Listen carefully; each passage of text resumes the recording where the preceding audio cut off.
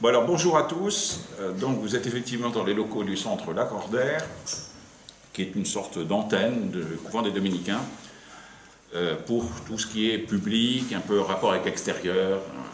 Donc vous êtes au couvent des Dominicains, nous sommes 13 frères actuellement, le supérieur est ici, à côté de nous, le frère Jean-Marc. Moi je suis l'un des membres de la communauté, il se trouve que... Voilà, j'ai été alpagué par Florian. Alors maintenant, je vais vous présenter Florian tel que je l'ai rencontré, et puis lui me présentera ensuite tel qu'il m'a rencontré. Ça sera bref, hein, de toute façon. Et puis ensuite, on parlera vraiment du livre, mais c'est quand même notre rencontre qui a produit le livre. Donc, je ne vous cache pas que Florian, bon, il y a quelques mois, ça fait quand même longtemps qu'on travaille sur le livre, donc ça va faire 1 ou 2 ans maintenant, 1 an et demi, disons. Nous travaillons sur ce livre. Parce qu'il a été repoussé, sa sortie a été repoussée par les histoires pandémiques, repoussée donc jusqu'à ce 10 novembre, où il est enfin sorti. Donc ça c'est le fruit d'une rencontre, dont Florian vous dira quelques mots tout à l'heure. Nous ne nous connaissions pas, je me suis un peu informé sur lui, et il s'est sans doute un peu informé sur moi, et puis nous avons jugé que nous pouvions travailler ensemble. Alors l'idée, elle n'est pas de moi, donc l'idée est de lui, hein, Florian, sur ce thème du management selon Jésus. Moi, je n'étais même pas d'accord pour le titre, je voulais le changer un moment, et puis tu t'es battu pour le garder, donc on l'a gardé. Les éditions du Cerf qui ont publié le livre nous ont dit « Ok, on prend ce sujet-là ». Alors les éditions du Cerf dépendent des Dominicains. Bon, voilà, si ça vous explique pourquoi c'est au Cerf, mais ils ont maintenant un panorama très très large de publication. Voilà, alors donc j'ai connu Florian comme ça, j'ai connu aussi un moment son épouse, je suis allé déjeuner chez eux. Nous avons, je crois, on peut le dire, assez sympathisé quand même, franchement. Dans la clarté, on n'est pas toujours d'accord sur tout, ça vous pouvez le penser, l'imaginer. Mais moi j'ai découvert un Méditerranéen très sympathique. Alors je dis Méditerranéen parce qu'il a des origines tunisiennes, un peu siciliennes aussi, je pense, beaucoup siciliennes. Et puis finalement, Montpellier-Rennes maintenant, après avoir fondé donc le cabinet Florian mentionne, qu'il a maintenant, mais en fait il est toujours président, j'ai vu, je crois que tu diriges toujours, mais il a quand même ses 2 filles et ses 2 beaux gendres qui sont à la manœuvre aujourd'hui. Donc nous nous sommes retrouvés dans son bureau pour travailler ensemble, à base d'une interview, enfin, on a enregistré, on a peu modifié ce qui a été enregistré, il faut le dire, hein, on était assez fiers finalement du résultat. Et voilà, et ça a donné ce livre. Voilà. Alors maintenant, je passe la parole à Florian qui va dire tout le mal qu'il pense de moi. Donc je vais vous présenter Hervé, le frère Hervé. Il prend un sèche. J'ai pris des notes, je préfère, comme ça je ne me tromperai pas. Donc Hervé, tu es né à Fedala, au Maroc, en octobre 51. Donc tu es beaucoup plus jeune que moi. 2 ans. Tu as quitté le Maroc à l'âge de quelques mois pour rejoindre Bordeaux, puis après tu es allé en région parisienne, faire ta scolarité. Dans la foulée, tu as fait HEC, donc tu es diplômé de HEC. Tu as réussi à HEC.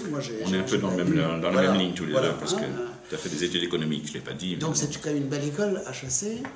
Donc tu t'es promis à une belle carrière dans le domaine de l'entreprise, de la gestion, du marketing, du management. Et puis tu t'es posé un certain nombre de questions sur ton avenir professionnel.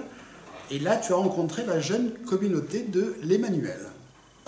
Et là, le 8 décembre 1974, à 11h15, si mes informations sont justes, il y a une voix qui t'a susurré à l'oreille, mais tu devrais entrer chez les Dominicains. Alors je trouvais que c'est que dans les bouquins qu'on lisait ce genre de choses en fait. Hein. Et bien c'est arrivé à Hervé. C'est quand même incroyable en fait. Hein. Tu dois entrer chez les Dominicains. Alors c'était surprenant j'imagine pour toi, parce que tu ne devais pas connaître très très bien les Dominicains, et parce que en plus tu n'avais pensé jamais à rentrer dans une vie religieuse. Alors tu t'es formé aux études bibliques dans l'ordre des prêcheurs, les Dominicains. Hein, c'est non officiel. Voilà, hein. Et tu as passé un doctorat en théologie à l'Institut catholique de Paris et à la Sorbonne. Voilà. Donc ensuite tu as enseigné dans différents lieux, tu as même cofondé l'Université dominicaine de théologie en ligne, Domini, Donc tu étais donc un précurseur. C'est pour ça que tu es hyper à l'aise. Hein. On te voit avec Internet, avec les caméras, avec les micros, facile. Donc de 2008 à 2011, tu as dirigé la fameuse école biblique et archéologique française de Jérusalem. Donc tu as vécu 3 ans en Israël. Donc c'est assez impressionnant comme parcours. Alors au sein de l'ordre, tu as occupé d'innombrables fonctions et responsabilités. Tu as été économe. HEC oblige, hein, bien sûr, tu as été économe, tu as été chantre. Alors chantre, c'est le chanteur. Hein, oui, c'est celui qui anime la vie voilà. De prière commune. Tu as été chantre. Notre ami Hatim dirait barde, mais bon, voilà, tu étais chantre. Hein, tu as été assistant du prieur provincial, sous-prieur, prieur, maître des novices, maître des étudiants, bref, tu as fait beaucoup de choses au sein de l'ordre. Ensuite, tu as été déchargé des responsabilités en interne, mais tu as quand même conservé ou assumé des responsabilités en externe. Tu es prêtre référent de l'hôpital psychiatrique La Colombière de Montpellier et au collège La Providence. Et tu as été conseiller spirituel des EDC, le mouvement des entrepreneurs et dirigeants chrétiens, que j'ai suivi pendant 2 ou 3 ans, il y a quelques années. Donc tu gères un blog où tu es prolixe dans ce blog, je te suis sur ce blog, tu écris de nombreux articles, de nombreux posts, et tu as rédigé de nombreux ouvrages, parmi lesquels une introduction à la lettre aux Romains, Saint Paul, autobiographie, Saint Pierre, autobiographie, Saint Luc, comment et pourquoi j'ai écrit les actes des apôtres, et le Fils Jésus, parfait médiateur, une lecture de la lettre aux Hébreux. Voilà. Donc je suis très fier de t'avoir rencontré, mon cher Hervé, et très fier d'avoir commis ensemble ce bouquin. Alors vous vous demandez comment il sait tout ça, il faut dire que je l'ai écrit, évidemment. Je l'ai écrit sur mon blog, j'ai mis mon CV en gros sur mon blog Pro Veritate. Voilà, donc... Il est transparent. Oui, oui. Voilà, alors maintenant, on va rentrer dans le vif du sujet. Donc, je vous l'ai dit, nous avons travaillé ensemble, et c'est parti il y a eu un point de départ. Le point de départ, donc, oui, ça va pas tenir, il faut l'écarter un peu. Donc, le point de départ, eh bien, Florian va vous le dire. Voilà, le point de départ, c'est ça. J'ai écrit un bouquin qui s'appelle « Le management selon Napoléon » en interviewant Napoléon à Sainte-Hélène, à la fin de sa vie. C'est simple, en fait. Hein. Alors, comment j'ai fait pour interviewer Napoléon à Sainte-Hélène? J'ai interviewé un garçon qui s'appelle Alain Pigeard. Alain Pigeard est historien, docteur en histoire, enseignant en histoire, ayant écrit 66 bouquins sur l'Empire et sur Napoléon. Et je l'ai enregistré pendant plusieurs heures. Et à partir de cet enregistrement-là, on a fait ce livre-là, hein, qui reprend vraiment les questions-réponses que j'ai posées à Alain Pigeard. Et donc il est sorti il y a 1 an et demi, 2 ans à peu près. Il a eu un bon succès d'estime en fait. Hein. J'ai fait pas mal de conférences sur ce sujet-là, sur ce thème-là qui a surpris en fait. Hein, donc le management selon Napoléon. Et puis je me suis dit il faut faire une suite et trouver donc quelqu'un pour comparer son mode managérial avec Napoléon ou avec ce qui se fait aujourd'hui hein, dans l'entreprise. Et donc j'ai pensé à Jésus, donc pensée iconoclaste bien sûr, en fait, hein. Et comme je connaissais Emmanuel Pisani, qui était donc dominicain, un des responsables dominicains de Montpellier, je l'ai appelé pour lui dire « Emmanuel, est-ce que tu veux jouer le rôle de Jésus, répondre à mes questions ?» Et Emmanuel m'a dit « Écoute, c'est très sympa, mais j'habite maintenant Paris, donc c'est pas pratique. Je te conseille d'appeler un garçon à Montpellier qui sera aussi bon que moi. Il s'appelle Hervé Ponceau. Il a fait HEC, docteur en théologie, il a écrit des bouquins, ça très bien. J'appelle Hervé Ponceau. Allô? Et je lui explique ce projet-là. Et il me dit, mais vous voulez que je sois Jésus? Je dis oui. Et un blanc par téléphone. Moi, Jésus? Oui, vous, Jésus. Voilà, la modestie d'Hervé a fait qu'il ne m'a pas cru. Je me suis dit, il est starbé ce mec-là, en fait. Hein. Il m'a dit, écoutez, venez me voir chez les Dominicains. Je vais vous présenter mes collègues et puis on va voir. Donc il m'a invité. On a mangé ensemble. J'étais entouré de... Jean-Marc était présent, j'imagine, voilà. 6 ou 7 dominicains. Ils m'ont passé un véritable entretien d'embauche. Hein, ils m'ont bombardé de questions. Ils ont compris que je n'étais pas si starbé que ça. J'étais peut-être un peu décalé, c'est vrai, mais pas si farfelu que ça. Et ils m'ont donné leur imprimatur pour faire ce bouquin. Voilà. Et donc ça s'est passé comme ça, et donc on s'est vu régulièrement avec Hervé, je lui ai posé des questions, on a enregistré l'entretien, j'ai envoyé les enregistrements à Madagascar. Il y a une société à Madagascar qui transforme le texte oral en Word, en fait. Hein. C'est moins cher à Madagascar qu'en France, en fait. Hein. Donc voilà. Donc on a utilisé toutes les technologies modernes, en fait. Hein. Donc Madagascar l'a transformé en Word. On a retravaillé, bien sûr, le texte, parce que quand même, il y a pas mal de fautes. Voilà. Et donc on est arrivé à ce beau bébé, en fait, hein, grâce aux éditions du Cerf. Voilà. Alors, j'avais identifié 7 piliers de management chez Napoléon, et on a identifié ensemble, où j'ai surtout insisté pour trouver 7 piliers de management chez Jésus, 7 piliers très différents de Napoléon, vous vous en doutez bien. Alors, je précise une chose, c'est que dans cet entretien, ces entretiens, parce qu'il y en a eu une bonne dizaine, une douzaine, je ne sais plus, en tant que dominicain, enseignant, et en tant que Jésus, excusez-moi du peu, je ne pouvais pas me référer aux évangiles qui n'étaient pas encore écrits, parce que l'entretien est censé avoir lieu le soir de la Sainte Seine, donc le jeudi saint, après le repas qui rassemble Jésus et ses disciples. Alors, là, il n'y avait rien d'écrit, hein. Nous sommes dans l'année 30, et du coup, je ne pouvais pas me rapporter à ces évangiles. Par contre, je pouvais me rapporter aux expériences que j'avais faites moi-même, donc en particulier aussi aux paraboles, à tous les 10 TITS que j'avais transmis à mes disciples. Donc je me suis essentiellement appuyé là-dessus, et c'est pour ça qu'à la fin de l'ouvrage, Florian lui-même d'ailleurs m'a dit on devrait publier les paraboles sur lesquelles tu t'es appuyé, parce que d'abord les gens les connaîtront, sans doute beaucoup ne les connaîtront pas, et c'est quand même là-dessus que tu t'es appuyé. Donc après on peut en discuter l'interprétation, hein. Évidemment c'est une interprétation à chaque fois que je faisais. Mais c'était appuyé sur ces paraboles. Voilà, ça vous explique qu'à la fin, on a tout un certain nombre de paraboles qui ont été retranscrites. Je repasse la parole à Florian. Alors, qu'est-ce qui m'a intéressé dans cette démarche? Dans cette démarche, ce qui m'a intéressé, c'est d'identifier chez Jésus, comme chez Napoléon, des techniques managériales qu'ils utilisaient de manière consciente ou inconsciente, en fait, hein, et de voir si ces techniques étaient encore applicables à l'époque actuelle. Le but, c'est pas de dire on va manager comme Napoléon ou on va manager comme Jésus. Le but, c'est de dire par rapport à ma manière d'être, à mon comportement, à mes valeurs, à ce que je crois, à ma personnalité, qu'est-ce qui, chez Jésus ou chez Napoléon, peut être utile pour améliorer mon mode de management. Voilà, tout simplement en fait. Hein. Donc c'est pas... On ne va pas vous conseiller, je ne vais pas vous conseiller un management à la Jésus. Mais allez puiser chez Jésus des techniques qu'inconsciemment il utilisait, qu'on décrypte, hein, qu'on a décodées et baptisées de manière différente en fait. Hein. Mais on va s'apercevoir que les 7 piliers de management, donc ces 7 techniques fondamentales qu'on a identifiées, elles sont vraiment réelles et on peut vraiment les utiliser.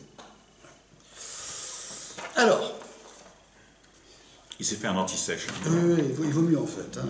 Voilà. Je vous donne les 7 piliers de management, puis après on va les étudier les uns après les autres. Et ce que je vous propose, c'est d'éviter de nous faire monologuer. Donc n'hésitez pas à intervenir, aussi bien après chaque pilier que pendant les piliers, nous dire qu'on a tort pour telle et telle raison, ou qu'on a raison, on aime bien, voilà, qu'on a raison d'avoir choisi ces piliers-là. En fait, hein, mais n'hésitez pas à nous interpeller. Donc les 7 piliers sont les suivants. L'amour, le pardon, l'équité, la congruence, l'assertivité, la bienveillance et la communication. Là, il y a 7 piliers. On va les reprendre donc les uns après les autres. Premier pilier, l'amour. Dans aucun bouquin de management, vous allez voir valeur managériale importante, l'amour. Or, moi j'estime qu'à l'époque de Jésus, c'était quand même un positionnement révolutionnaire, parce qu'à la loi du talion, il a préféré d'aimer les gens. C'était incroyable. Et puis je me suis vite aperçu qu'en entreprise, si un manager n'aime pas ses collaborateurs, ben, il ne pourra jamais manager. Il ne pourra jamais les amener derrière un projet d'entreprise, en fait. Hein. Alors, de quel amour parle-t-on en entreprise? C'est un amour avec du respect de l'autre, avec de la reconnaissance, avec de la bienveillance, avec de l'encouragement. C'est ça ce qu'on va appeler amour dans l'entreprise. Mais il est indispensable, cet amour. Hein. On ne peut pas... Le management à la schlag, c'est impossible. Peut-être que ça a eu payé, je ne sais pas. Hein. Mais aujourd'hui, c'est inconcevable, en fait. Hein. Donc, il y a bien cette notion de respect. Hein. Toutes les revendications des salariés, quand ils se retrouvent au prud'homme, ce n'est pas forcément des revendications salariales hein, qui mettent en avant. C'est qu'ils étaient traités comme des pions. Voilà. C'est qu'on ne les aimait pas. Ils n'étaient pas reconnus. Alors, l'amour, Hervé, comment se traduit-il dans le comportement de Jésus? C'est une question qui paraîtra beaucoup évidente, puisqu'on dit que par principe, mais aussi par réflexion, que Dieu est amour. Bon, donc en particulier celui que nous nommons son Fils Jésus. Mais c'est clair, tu l'as dit, c'est une certaine forme d'amour qui est en œuvre dans l'entreprise. C'est sûr que Jésus propose quelque chose de plus large et de plus profond, sans doute. Je vais être un peu grossier hein, pour ceux qui ne font pas de théologie, mais l'amour dont nous parlons quand nous en parlons dans le terme chrétien, c'est l'amour qu'on appelle agapé, enfin d'après le terme grec, et qu'on a traduit en français exprès par un terme différent justement de celui amour. En général, on le traduit par charité. Alors la charité a très mauvaise presse aujourd'hui, on la considère comme le fait de donner une petite obole à quelqu'un qui se trouve sur le bas-côté de la route, mais ce n'est pas du tout cela. Dans la tradition chrétienne, la charité, c'est ce qui unit le Père, le Fils et le Saint-Esprit. C'est-à-dire que c'est en fait la dimension fondamentale de notre foi. Il ne peut pas y avoir, il n'y aurait pas de Trinité s'il n'y avait pas cette charité qui les unit. Et donc c'est cela. Alors, Saint Paul, c'est lui qui s'en est fait en particulier le héros, mais Jésus, à la suite de Jésus, évidemment, aimez-vous les uns les autres. Alors ce n'est pas une nouveauté radicale, puisque ça paraît déjà dans l'Ancien Testament, le thème de l'amour. Simplement, Jésus l'a porté à son incandescence, si je peux dire, en considérant que la bonne manière en particulier de le vivre pleinement et profondément, c'était de donner sa vie pour les autres, pour ses frères. Ce qui l'a mené, lui, sur la croix. Alors ça, quand même, on a quelques difficultés à en trouver les traces, même prémonitoires dans l'Ancien Testament. Donc c'est un amour qui est une forme de renoncement à soi pour le bénéfice des autres. Alors cela dit, on n'est pas très loin nécessairement de tout ce qui peut se passer ou ce qui peut se faire de manière plus ou moins explicite dans une entreprise. Mais c'est sûr que... c'est mettre l'autre avant soi, en fait. Voilà, exactement. C'est ça. Et du coup, on a là un thème d'amour. Alors vous savez, aujourd'hui c'est très galvaudé, puisque Florian l'a dit, je suis souvent sur en ligne de différentes manières. Et vous savez que dans les pages Facebook, on like. On love, pas on like. Je préfère qu'on like plutôt qu'on love, d'ailleurs, soit dit en passant, surtout quand c'est un prêtre qui est en question, aujourd'hui. Mais c'est sûr que ce like, du coup, on le voit un peu partout. Je t'aime bien. Je t'aime bien, ça ne veut pas dire grand-chose quand vous y réfléchissez.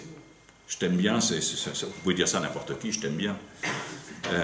On ne dit pas la même chose si on dit « je t'aime » tout court, déjà. Mais en plus, si on l'entend en plus sous sa forme effectivement profonde, du love, de l'amour de ces personnes divines, qui est l'excellence de l'amour. Alors, je ne sais pas si un manager peut parvenir à cela. En tout cas, je peux vous dire que même les religieux n'y arrivent pas, il leur faut toute une vie, et ils s'essayent. Mais enfin, ça part de cette idée qu'il faut à chaque fois se démettre de soi pour... au profit des autres. C'est ce qu'a fait Jésus, donc c'est comme cela qu'on peut dire qu'il est l'amour parfait. Ok. Oui, René? Aimez-vous les uns les autres, la question peut se poser d'ailleurs, est-ce que quand le Christ dit ça, il y a une valeur universaliste, il est pas sûr que ceux qu'il avait dit avant ne réservaient pas l'amour à ceux qui étaient de la même communauté. Alors si on transfère à l'entreprise, est-ce qu'il faut dire que cet amour, il est aussi pour l'entreprise concurrente? Alors, je reprends la question, hein, pour qu'elle soit bien enregistrée. Je la résume un peu, excusez-moi, mais donc vous nous demandez si l'amour, aimez-vous les uns les autres, n'avait pas comme une certaine forme de restrictive dans la mesure où il s'adressait aux membres de la même communauté. Alors, je vais répondre avec le micro toujours, le même. Je ne le crois pas, puisque il y a une forme d'amour qui est explicitement demandée dans le Nouveau Testament, c'est aimer vos ennemis. Et donc ça dépasse largement le cadre communautaire. Non, c'est pas ça que je dis. Pour le Christ, avec les exemples qu'il a donnés, son amour est effectivement universel. Oui. Par contre, je te dis, ce qu'il avait dit avant lui, dans d'autres groupes communautaires, il n'est pas évident qu'il ne le limitait pas à la communauté. Ah. Même quand on étudie par exemple sur Maïmonide, il y a des moments où il y a quand même des différences suivant que oui ou non on appartient à la même communauté. D'accord. Donc vous nous dites, oui, c'est pas Jésus, tellement Jésus, mais c'est ce qui était avant lui. En tout cas, dans l'entreprise, on a intérêt à respecter ses concurrents et voir ce qu'il y a de bien dans les actions des concurrents. Moi, je sais que quand j'ai créé mon cabinet en 1976 à Montpellier, j'étais le pionnier dans le domaine du recrutement. J'ai dû évangéliser, si j'ose dire, en fait, pour expliquer ce qu'était une mission de recrutement en 1976. On ne savait pas ce que c'était. Donc il fallait que j'explique d'abord ce qu'était mon métier, et puis le vendre, et puis le réaliser. Donc c'était pas évident. Et puis, quelques années après, il y a un concurrent qui s'est implanté à Montpellier. Monsieur, alors là, il est gonflé le mec. Déjà qu'il y a un petit marché, et il est embêté. Alors du coup, qu'est-ce que j'ai fait?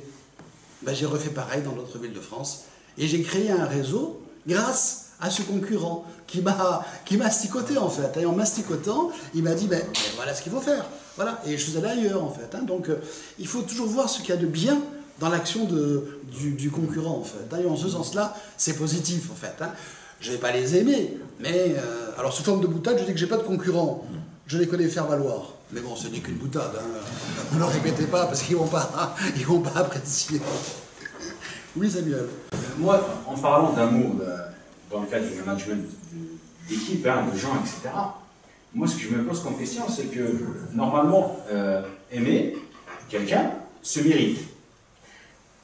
Je donne un exemple. Par exemple, quand vous avez quelqu'un qui vous rejoint, il faut que ce soit quelqu'un qui soit là pour donner et non pas prendre. Parce que je pense, des fois, on a des gens qui viennent dans le but de prendre, se servir, et pourquoi pas même se servir sur ta carcasse, pour ensuite partir.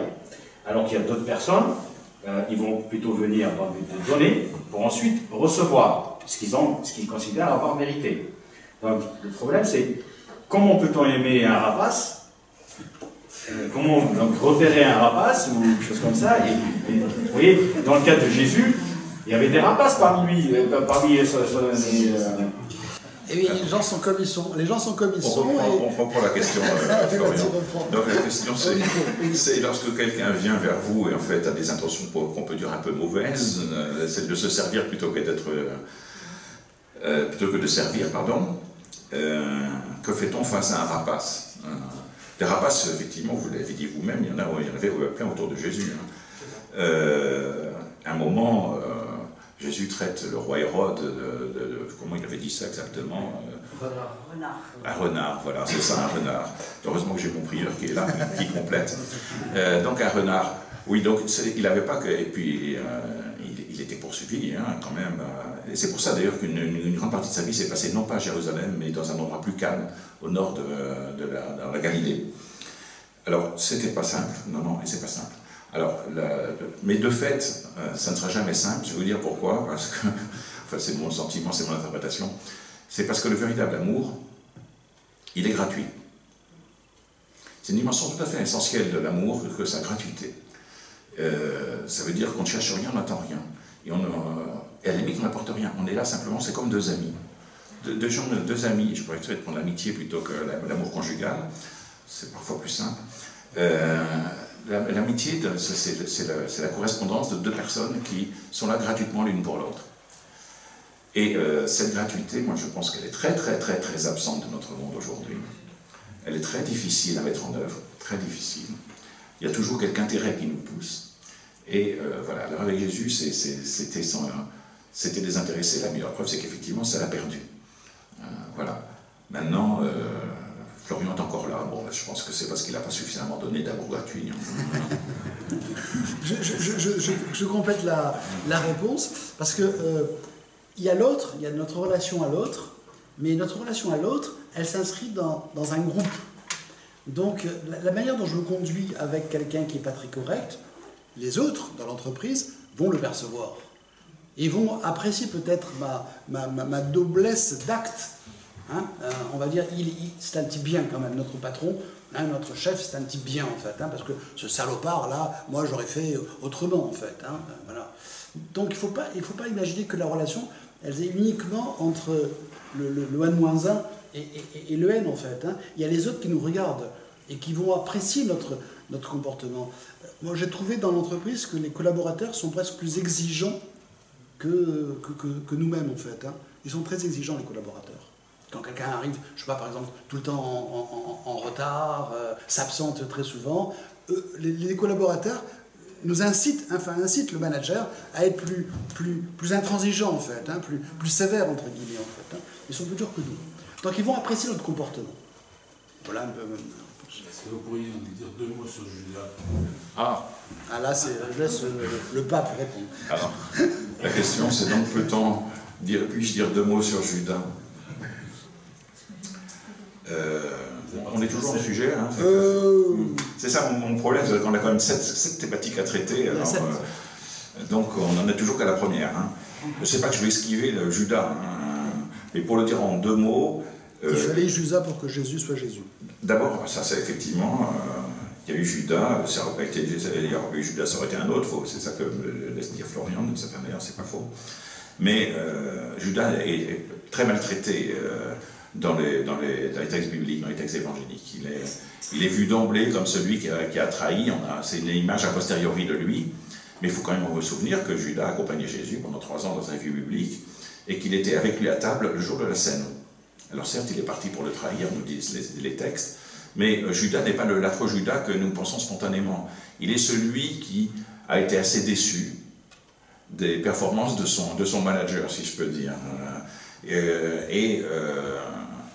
Et du coup, je ne suis pas sûr qu'il attendait sa mort, mais il attendait autre chose de lui, et du coup, il l'a dénoncé un peu comme un menteur, un truand, etc. Mais je pense que c'est une situation qu'on lui a collé sur le dos, ensuite beaucoup plus tard, comme étant le traître par excellence.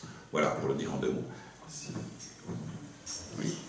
Oui, on disait de rester sur ce thème, mais il est quand même suffisamment important. On y passe un peu. On est d'accord. Bien sûr, on l'a mis en premier, comme oui, c'est le premier pilier. Donc, moi, je pense que l'amour dont on parle dans la vie de Jésus, et puis l'amour dans l'entreprise, c'est à peu près assez opposé, il me semble, assez antinomique. D'un côté, on a l'amour qu'on peut appeler oblatif, c'est l'amour qui donne tout et qui s'abandonne finalement pour les autres, et sans fin économique. Et de l'autre, mine de rien, on a un chef d'entreprise dont la fin n'est pas l'amour. La fin, c'est la réussite de l'entreprise, c'est le succès de l'entreprise, et c'est plutôt un amour captatif, vous voyez ce que je veux dire. Donc on va mobiliser les ressources pour arriver à ces fins économiques.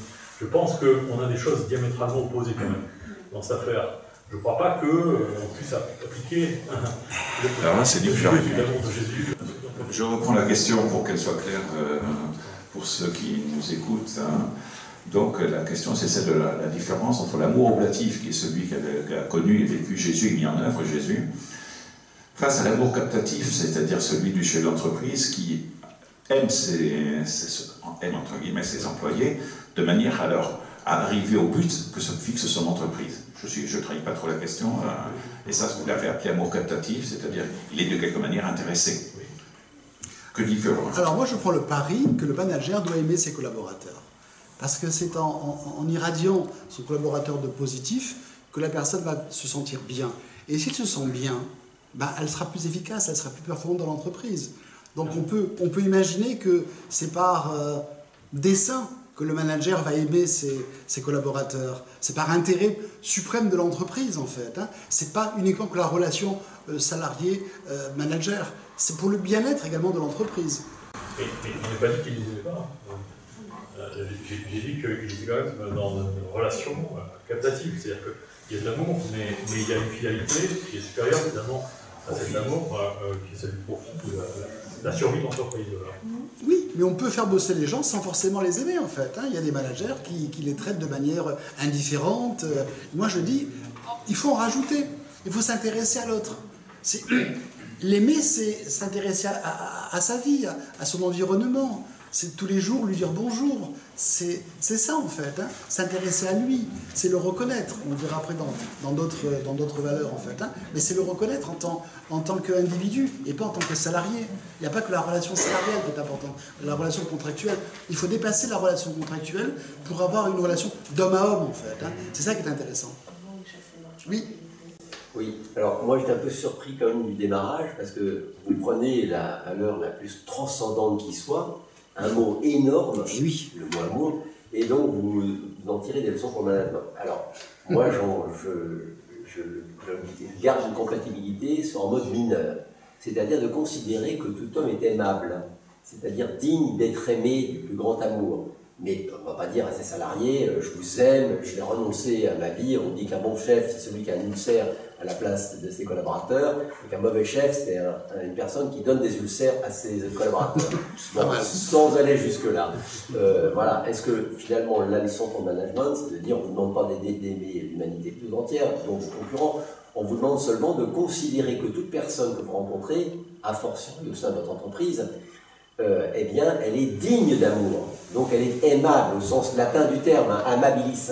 Donc, et c'est ça qui fait qu'on a un a priori positif sur toute personne. Après, on peut être déçu, hein, bien sûr, mais on fait ce crédit a priori pour toute personne.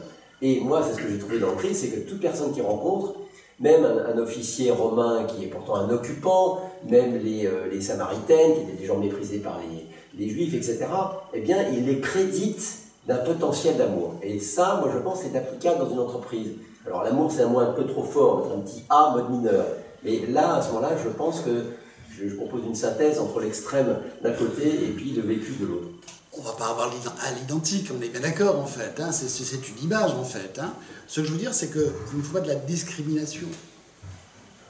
Le bon manager, c'est ceux qui ne discriminent pas, qui aiment tout le monde, l'handicapé comme le non-handicapé, l'homme comme la femme, le jeune comme le vieux, le diplômé comme l'autodidacte. C'est cette notion-là qui m'intéresse en fait, hein. C'est donner la chance aux autres et leur accorder un capital confiance important.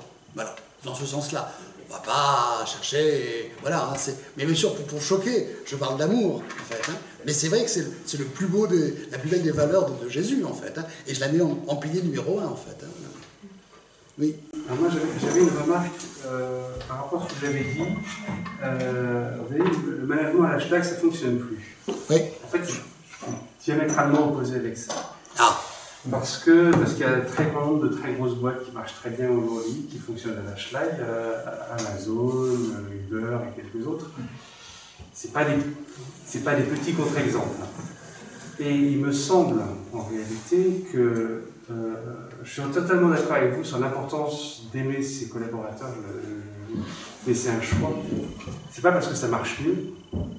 Les deux options marchent, l'hashtag comme l'amour. Et il y a un choix moral qui est que comment on veut être manager et quelle est l'option morale qu'on prend. Voilà, oui, alors je reprends la question. Donc, vous nous soulignez, d'abord, Denis nous avait dit juste avant qu'il y avait, donc je reprends parce que je ne l'ai pas dit tout à l'heure, donc pour lui, d'abord, l'amour, c'était le fait de pouvoir être aimable et que toute personne est digne d'être aimée. Voilà, donc je résume la main d'entrée. Vous nous dites maintenant qu'il n'y a pas que l'amour qui fonctionne dans certaines entreprises. Il y a aussi ce que vous avez appelé l'hashtag, ça marche aussi sur des grandes entreprises, vous avez cité Amazon et Uber. Maintenant, je laisse Florian répondre à cette question. Alors, quand on parle de schlag, en fait, quand on pense à Amazon ou autre chose, ou à McDo, en fait, hein, c'est une certaine forme de schlag. C'est juste le respect de la relation contractuelle. Ils sont intransigeants sur la relation contractuelle. Et on applique le contrat de travail sans état d'âme. Voilà. Nous, on le décode. La plupart des gens le disent « ce sont des salauds, des machins, ils nous pressent le citron ». Ils appliquent le contrat de travail. Il y a X heures de travail, il y a tel rendement, pointe à la ligne, c'est tout, sans état d'âme. C'est pour ça que l'autre manière de bien travailler, de bien manager, c'est de rajouter un supplément d'âme à la relation du contrat de travail. Mais ils ne sont pas en dehors des clous. Hein. Ils ne sont surtout pas en dehors des clous. Uber, ils ne sont pas en dehors du clou. Amazon non plus. Ils sont très corrects. Mais comme le contrat de travail est exigeant, les horaires, la ponctualité, la tenue vestimentaire, c'est comme ça. Voilà, c'est comme ça. Je cours, et c'est comme ça. Les salauds, ils veulent... Ben, c'est le contrat de travail, c'est marqué dessus. Tu dois être propre sur toi, tu ne dois pas salir, tu ne dois pas tâcher. Voilà, contrat de travail, pas d'état d'âme. Est-ce qu'on est d'accord là-dessus? J'entends le point. J'aurais une objection plus profonde, mais elle est plus complexe. Alors, oui. Mais j'entends le point. Ok, allez, on passe au deuxième pilier. Il y en a 7, allez copains. Il y en a 7. On ira après. Après, on gardera du temps à la fin si vous voulez, vous en parlerez comme ça, mais on est enregistré, tout ça. Et mais de toute façon, vous allez voir que les 7 piliers, ils vont s'entrechoquer en fait. Hein. Le deuxième pilier, c'est le pardon. Le pardon. Donc Jésus pardonnait, tout à l'heure Hervé va bien nous le détailler, c'est le pardon. Alors, comment le pardon peut-il exister dans l'entreprise? Ça ne sera pas l'identique, on est bien d'accord, hein, c'est tout le jeu d'équilibriste qu'on est en train de faire en fait. Hein. C'est, je le retraduis en langage managérial, quel comportement doit avoir le manager face à une erreur ou face à une faute. Voilà. Qu'est-ce qu'on doit faire? Est-ce qu'on doit appliquer le contrat de travail à la Schleich, hein, de manière... Hein, ou est-ce qu'on va faire autre chose? Alors, je fais une distinction entre l'erreur et la faute. L'erreur, elle est humaine. L'expression, elle est pertinente, en fait. Hein. Donc, on va laisser la personne faire ses expériences, se planter une fois. La personne se plante, on va lui pardonner, entre guillemets, mais on va non seulement lui pardonner, mais lui expliquer comment demain bien agir. Est-ce que la personne, elle avait bien tous les moyens pour bien agir? Quelle est la part de responsabilité de l'individu? Quelle est la part de responsabilité de l'équipe et de l'entreprise? Parce que s'il n'a pas les moyens, on l'entend dire en fait, hein, on fait des erreurs, je ne sais pas, médicales parce qu'on n'a pas les moyens, parce qu'on manque de temps, parce qu'on n'a pas le matériel, parce qu'on manque d'hommes et de femmes pour travailler dans le service en fait. Hein. Donc il y a eu une erreur, c'est vrai, mais la personne n'est pas responsable à 100%. Il y a d'autres personnes, il y a un contexte qui fait que, voilà, donc on va pardonner l'erreur et on va tout faire pour donner les moyens, la formation nécessaire en fait, hein, pour que la personne s'en sorte. En revanche, s'il y a de nouveau une erreur, une deuxième erreur, une troisième erreur, ça j'appelle ça une faute. Là j'appelle ça une faute. Et là, le contrat de travail il doit s'appliquer de manière très nette en fait, hein, parce que même les petits copains, les collègues, ils attendent que le chef soit un chef. Hein, ils nous le disent, hein, ils nous le disent. Hein, mon chef c'est pas un chef en fait, hein, il se fait mener par le bout du nez, voilà. Donc la faute, autant il faut être intransigeant par rapport aux fautes, autant l'erreur se pardonne et se corrige. Alors le pardon chez Jésus. Oui, c'est une réalité qui est très très présente dans les évangiles. J'avais un de mes frères dominicains qui disait que c'est pas du tout une étymologie authentique, hein, mais il disait que dans le pardon c'était donné par-dessus. C'était donné plus. Alors c'est quand même cela qu'on observe dans les évangiles. L'idée est la suivante, c'est... Florian, tout à l'heure, au tout début, a parlé de la loi du talion. La loi du talion qui était un grand progrès à l'époque, parce que si on perdait un œil, en échange, vous demandez une jambe et un œil. Bon, alors on a dit, ben non, un œil, ça sera pour un œil, et une dent, ça sera pour une dent. C'est donc un grand progrès dans l'histoire de la civilisation que de la loi du talion. En revanche, Jésus ne s'arrête pas là, effectivement. Lui, il pense, il agit de la sorte qu'il y a un progrès plus grand, qui consiste à donner plus à celui qui a moins et qui en manque. Et c'est ce que manifeste souvent la faute, l'erreur ou la faute, je reviendrai là-dessus. C'est qu'il y a un manque, il y a une absence, il y a quelque chose, tu as dit une absence de moyens, ça peut être aussi une absence de formation, ça peut être etc. Bon, enfin. Et donc Jésus, lui, se dit, si je me compense juste l'absence, la personne ne progressera pas. Si je lui donne les moyens supplémentaires, eh bien à ce moment-là, il y a des chances qu'elle progresse. Je je vous ferai remarquer que c'est exactement ce que les parents font avec leurs enfants, et en particulier leurs enfants handicapés. Je m'occupe, j'ai pas mal de liens avec des familles d'enfants handicapés, le principe est toujours le même. Pas seulement, je ne parle pas seulement des handicaps physiques, etc. Vous savez bien que de temps en temps, pour faire progresser un enfant, ben, par rapport à ses frères et sœurs, il faut lui donner plus qu'aux autres. Parce que c'est comme ça qu'il va pouvoir avancer. Donc, je retranscris maintenant, donc ça c'était dans ce qu'on peut constater aujourd'hui, et Jésus applique cela dans l'Évangile. Alors, il y a des personnes qui sont prises en faute. Par exemple, on va prendre la femme adultère, qui est poursuivie parce qu'elle est en situation d'adultère. Que fait Jésus? D'abord, il ne répond pas, puis ensuite, après, il dit que celui qui n'a jamais péché lui jette la première pierre. Alors, on nous dit que ce sont plutôt des vieillards à côté, c'est sans doute eux qui sont pris à partie, mais pas seulement. Donc, personne n'ose jeter la première pierre, parce qu'ils savent bien qu'en fait, ils sont aussi pécheurs que la femme en question, même si c'est sous d'autres formes. Et donc finalement, qu'est-ce que dit Jésus? Jésus ne va pas lui dire, bon, ben, tu vas faire 5 pater, 3 ave, parce qu'à l'époque, ça ne se faisait pas comme ça d'abord. Mais il va inviter la femme, il va d'abord lui faire remarquer que personne ne l'a condamnée. Et ensuite, il va lui dire simplement cette phrase, va et ne pêche plus. Mais dans le va, il y a cette idée déjà, tu peux repartir. Ne pêche plus, c'est-à-dire effectivement, ne renouvelle pas cette erreur. Maintenant, il peut arriver, et là je suis en désaccord avec moi, Florian, qu'on puisse renouveler cette erreur. Et ce n'est pas nécessairement une faute, c'est parce que, encore une fois, on n'a pas les moyens. Jésus, là, va peu plus loin. Il dit, si vous devez pardonner, je ne vous dis pas de pardonner 7 fois, mais 70 fois 7 fois.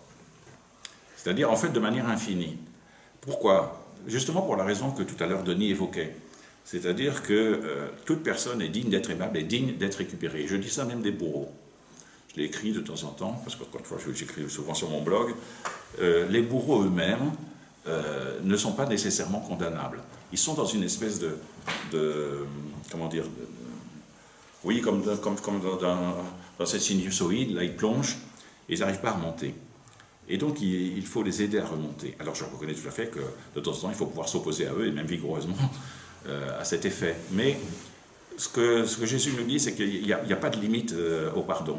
Et la meilleure preuve en est, c'est ce qui se passe sur la croix. Sur la croix, il est crucifié à côté de 2 brigands. On ne nous dit pas exactement ce qu'ils ont fait. On nous dit que ce sont des brigands. Enfin, mais quand même, pour qu'ils soient crucifiés, Jésus a été pour de mauvaises raisons, mais il a été peut-être pour de bonnes raisons, entre guillemets. Et qu'est-ce qui se passe? C'est qu'il y en a un qui dit simplement à Jésus, qui lui demande un peu en quelque sorte son pardon, et Jésus lui dit, aujourd'hui même, tu seras avec moi au paradis.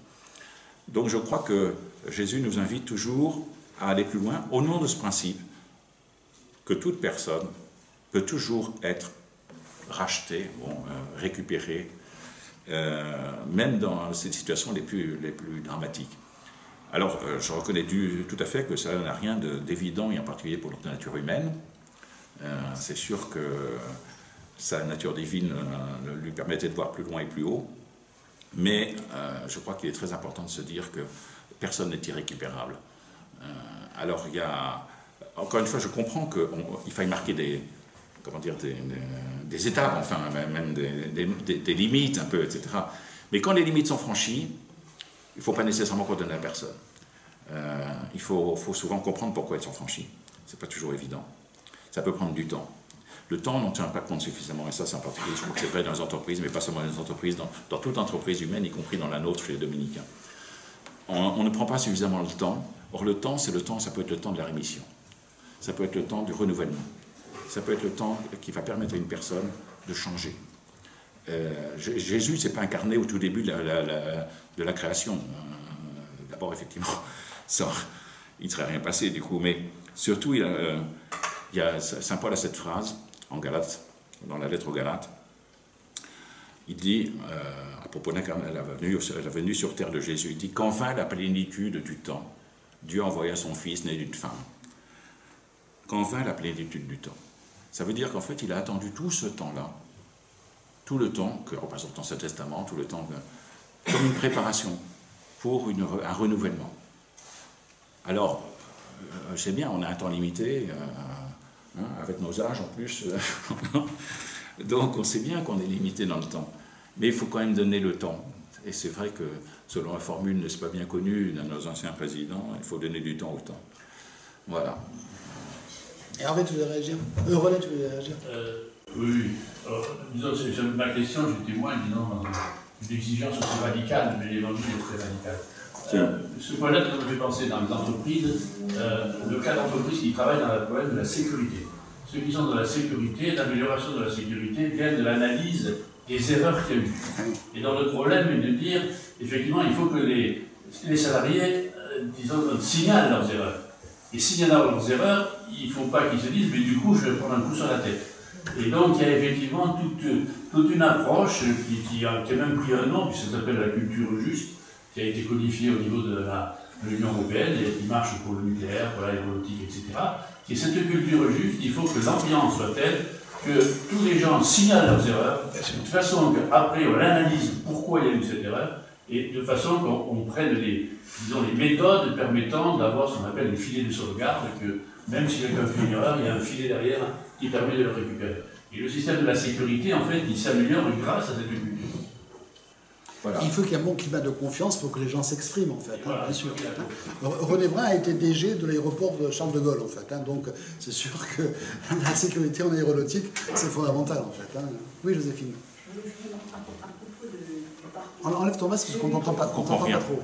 Celui qui, comme il est dit, de pardonner jusqu'à 77 fois cette fois, ne pas oublier que celui à qui on peut pardonner, c'est celui qui a demandé le pardon, c'est-à-dire qui a reconnu sa faute. Donc il y a une différence entre pardonner à ceux qui ne reconnaissent pas leur faute, indéfiniment, on ne peut pas pardonner à ceux qui ne reconnaissent pas leur faute, puisque de toute façon, s'ils ne reconnaissent pas leur faute, ils ne voient pas en quoi ils ont besoin de pardon. Absolument. Alors, précisons des choses. Vous avez tout à fait raison. Le pardon est accordé à celui qui reconnaît la faute. Sinon, peut-on parler d'un pardon? Je dirais oui et non. Je dirais oui, effectivement, pour qu'il soit efficace, pour qu'il produise du fruit, il faut effectivement qu'il soit demandé, reconnu et accueilli comme tel. Maintenant, pour celui qui est amené, qui est invité à pardonner, qui a subi le dommage, le drame, et Dieu sait qu'on en parle actuellement, dans beaucoup de situations, je crois que il faut aussi se situer autant que possible. Je comprends vraiment très bien les gens qui ont des difficultés à pardonner quand on massacre leur enfant ou pour des raisons diverses, et sous des formes diverses. Mais il faut nécessairement que la personne soit aussi en volonté de pouvoir pardonner. Pourquoi? Parce que c'est assez simple, et ça a été dit par bien d'autres que moi. C'est-à-dire que ce non-pardon, ce refus de pardonner, dans un premier temps, qui est très compréhensible, encore une fois, il y a un temps pour tout, comme dit aussi la Bible, un temps pour pardonner, justement.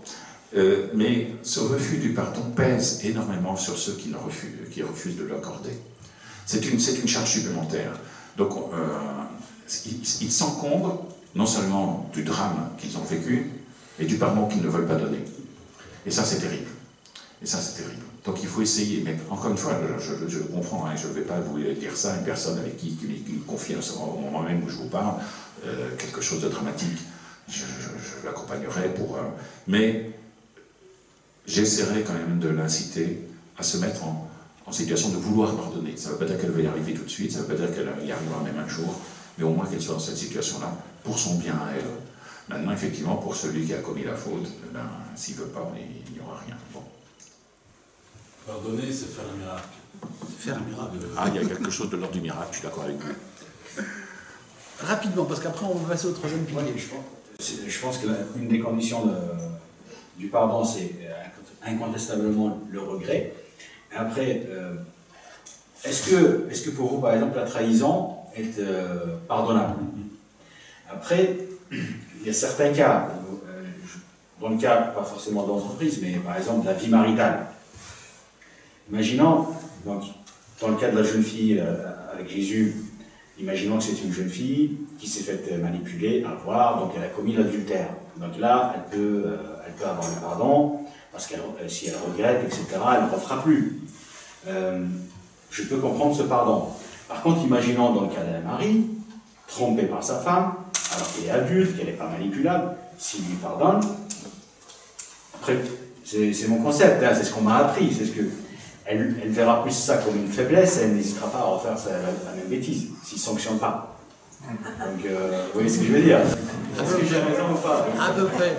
Maintenant, la trahison on la voit partout, hein, et notamment en politique. Et en politique, ce qui est intéressant, c'est que l'homme politique va au-delà de la trahison. On l'oublie rapidement, parce qu'il y a l'intérêt suprême, en fait, hein, qui est derrière. En fait, hein, et on oublie la trahison. Sinon on ne pourrait pas bosser en politique. Allez, on passe au troisième pilier. Et vous allez voir que ce troisième pilier a une relation avec celui-ci. Le troisième pilier, c'est l'équité. Alors, c'est quoi l'équité? L'équité, c'est le fait de traiter les gens, non pas de manière égalitaire, mais en fonction d'autres paramètres. En fonction peut-être des besoins, en fonction de... Parce que certains ont une formation différente, une expérience différente, un diplôme différent, et peut-être qu'on doit les aider différemment. On ne doit pas agir de la même manière avec tout le monde. Et les gens sont très sensibles à l'équité dans l'entreprise. Et on n'aime pas que quelqu'un d'autre fasse des choses contraires à la règle. Je reprends mon exemple banal du retard. Quand quelqu'un arrive 3 fois en retard dans la semaine, l'équité exige que le manager l'explique, soit sanctionne, soit fasse une remarque, mais fasse quelque chose, agisse. On ne peut pas laisser faire, on ne peut pas être passif par rapport à ça. Sinon les autres vont dire c'est pas équitable. Alors, je fais une relation avec le pardon parce que j'ai un exemple dans la Bible qui m'interpelle. On n'est pas d'accord avec Hervé sur cet exemple-là, mais je vais vous le livrer. C'est le retour de l'enfant prodigue. Le gars, il s'en va, il dilapide son fric, hein, et puis il revient, et le papa, sympa, lui pardonne. Et il dit, viens mon fils, viens, je t'accueille, tu es chez toi. Et l'autre gamin qui était dans la maison, qui a bossé, qui a travaillé dans les champs, machin, etc., avec le papa, il est au même niveau que le salopard qui est allé dilapider son argent ailleurs. Pour moi, c'est pas équitable. Il y a le pardon, mais il n'y a pas l'équité. Alors là, on n'est pas d'accord avec Hervé. Il faut dire que l'interprétation de Florian est évidemment, vous l'avez tous compris, éminemment foireuse. C'est pertinent, oui, quand même que hein, ça fait quand même quelque chose, hein, c'est pas normal. Quoi. Non, je veux dire, elle est très naturelle. Elle est très naturelle. Je réponds. Hein. Elle est très naturelle. Je veux dire que c'est effectivement le sentiment premier qu'on peut avoir. Ouais. Voilà. C'est pour ça que je dis ça, mais je le charrie. Mais en fait, il faut bien se mettre dans la situation et de ce qui est offert et de ce qui est perdu par chacun.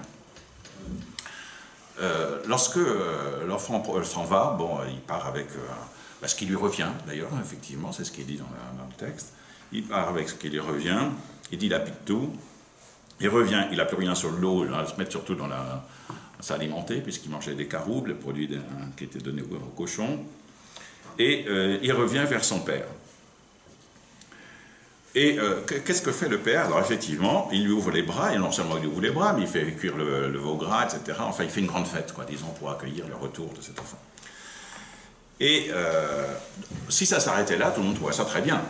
Non, justement. Ah bah si, quand même. Non, je veux dire, je suis désolé, mais si tu avais une de tes filles qui avait foutu le camp loin, excusez-moi Christine, mais qui avait foutu le camp loin et qu'elle revenait, je suis sûr que tu lui ouvrirais les bras grands comme ça. Mais si un salarié s'en va, va chez le concurrent, et puis 2 ans après, il revient parce qu'il ne s'entend pas, non, je ne le reprends pas, moi. Alors, je te dis... Parce que, qu'est-ce qui se passe? D'abord, il se passe effectivement, l'image qui est derrière, c'est celle du Père, hein, encore une fois, le Père du ciel. Donc c'est Dieu, en fait, qui ouvre ses bras tout grands. Et lui, on l'a dit tout à l'heure, il fait ça vis-à-vis de tout être humain, parce que tout être humain est digne d'amour. Alors, le fils, il a fait des frasques. Moi, je connais ça, plein de gens autour de moi, même mes neveux, etc. Bon, ils ont fait des trucs, ils font des frasques, très bien. Je me dis, quand ils arrêtent de les faire et qu'ils disent, bon, finalement, j'ai péché, parce qu'il le dit, hein, j'ai péché contre le ciel et contre toi, eh bien, ça veut dire qu'il se repent. Si jamais je ne lui ouvrais pas les bras, ça veut dire que je refuserais sa repentance. Mais c'est catastrophique. Je rajoute à son départ le fait de le refuser à son retour. Mais personne ne va faire ça, excusez-moi, mais non, je maintiens que c'est absolument indispensable d'ouvrir les bras grands. Ce qui choque dans la parabole, c'est pas tant que l'enfant prodigue revienne, justement. Je vous dis, si ça s'arrêtait là, je suis sûr que beaucoup de gens se porteraient beaucoup mieux, la parabole autrement. Mais il se trouve qu'il y a le frère aîné. Ah, c'est lui qui pose problème. Parce que le frère aîné, lui, qu'est-ce qu'il se passe? Et là, il se passe, il va se plaindre, lui, il va dire, ah là là, c'est scandaleux, moi j'ai été... Mais qu'est-ce que lui dit le père? Donc il lui dit, vous voyez, j'ai tout fait bien. Et que lui dit le père? Ben, lui dit le père, oui, c'est vrai, tu as tout fait bien. Et d'ailleurs, du coup, tout ce qui est à moi est à toi, était à toi. Et du coup, tu pouvais profiter. Si tu voulais faire... il ne l'a pas demandé. Si tu avais demandé un cheveu gras, je t'aurais offert un cheveu gras. Et je l'aurais fait cuire pour toi. C'est pas dit dans la parabole, ça. Mais c'est ce qu'il y a derrière. Le fils aîné, en fait, il n'a rien demandé. Il est resté coincé dans la bulle paternelle, si je peux dire. Et effectivement, alors après, qu'est-ce qui se passe? En fait, il manifeste tout simplement, purement et simplement de la jalousie. Il est jaloux de son frère. Et au lieu de manifester lui aussi, comme le père, les sentiments du père, c'est-à-dire, c'est sympa, enfin je retrouve un frère. C'est pas rien quand même dans une fratrie, ils sont que deux apparemment. Il y en a un qui revient, on se réjouit de pouvoir se retrouver, quelqu'un avec qui jouer et faire de la marelle. Et non, il dit, ah non, non, non, c'est dégueulasse, tu lui donnes ce que tu ne m'as jamais donné. Mais me l'as-tu jamais demandé? As-tu jamais demandé mon pardon? Manifestement non, le fils aîné non. Alors ça, c'est l'interprétation strictement morale. Hein? Donc, je vous dis, le fils aîné n'a rien défavorisé, il est auprès de son père, c'est exactement ce qu'il pouvait espérer de mieux, et ce que finalement est venu chercher le fils prodigue. Il est venu se retrouver auprès de son père. C'est ça qu'il en fait, qu'il portait au fond de lui-même. C'est évidemment une invitation qui est faite à chacun de nous de revenir vers le Père. Derrière, il y a aussi une autre interprétation que je signale, mais elle est strictement historique, c'est qu'il y a un aîné et un second.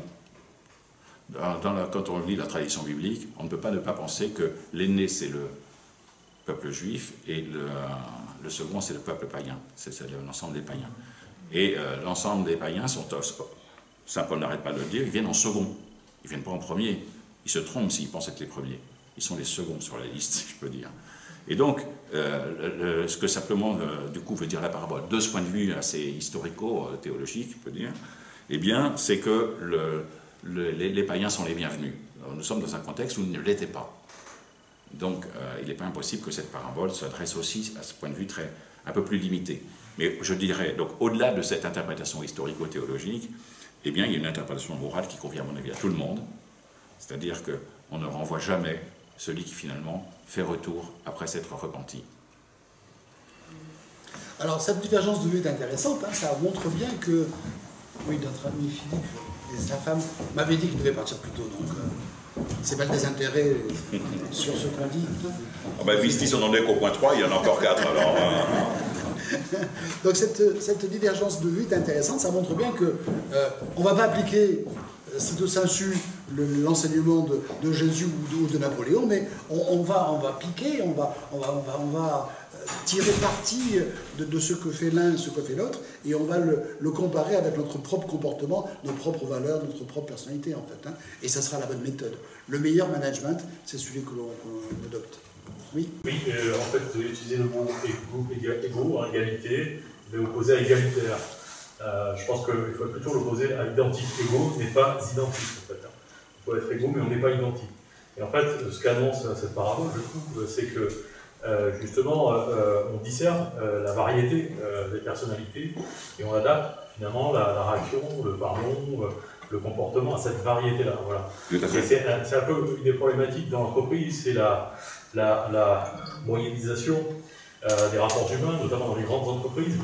Finalement, on va perdre toute singularité des relations et on est dans une règle univoque en fait pour tous les individus. Et c'est là que disparaît l'égalité justement. Récemment, je suis allé, parce que je suis aumônier aussi du Collège de la Providence, donc je fais de temps en temps des célébrations là-bas, avec une quantité de jeunes autour de moi, et j'ai repris ce thème en leur disant, vous savez, vous n'êtes pas tous pareils. Vous savez, parce que dans leur imaginaire, souvent. Alors l'un, il a des chaussures comme ça, il faut que j'ai les chaussures les mêmes, etc. Il y a une recherche d'identité par le même. Et je faisais exprès, je leur disais, ben non, vous n'êtes pas tous les mêmes. Il y en a qui ont ça, il y en a qui n'ont pas ça, il y en a qui, etc. Il y en a qui ont les cheveux roux, il y en a qui ont les cheveux blonds, etc. Et vous n'avez pas les mêmes capacités aussi d'aimer. Ça peut paraître pas étonnant, mais ce que je dis là, parce qu'on se dit, non, tout le monde... Mais aimer, la capacité d'aimer, au maximum, c'est remplir cette capacité. C'est pas que l'un va aimer pour 10 et l'autre va aimer pour 100. D'ailleurs, c'est un calcul qu'on ne peut pas faire véritablement, parce que dans l'amour, tout est gratuit, normalement. Mais si on pouvait faire le calcul, de toute façon, il n'y aurait pas les mêmes capacités. Il y a chacun doit remplir son contrat, comme on dit tout à l'heure. Enfin, c'est tout. Alors, c'est pas le même d'un cas à l'autre. Et finalement, ils l'ont très bien accepté, ces jeunes qui étaient là, ces lycéens, ces collégiens, pardon. Quatrième pilier, la congruence. Vous savez tous ce qu'est la congruence. Je vais le rappeler rapidement. Oui, il faut bien. Oui, parce que j'ai fait que l'embêter en lui disant que c'était un terme qui ne parlait pas du tout. Et l'autre, après, n'en parlons pas. Oui, mais après, ça c'est encore pire.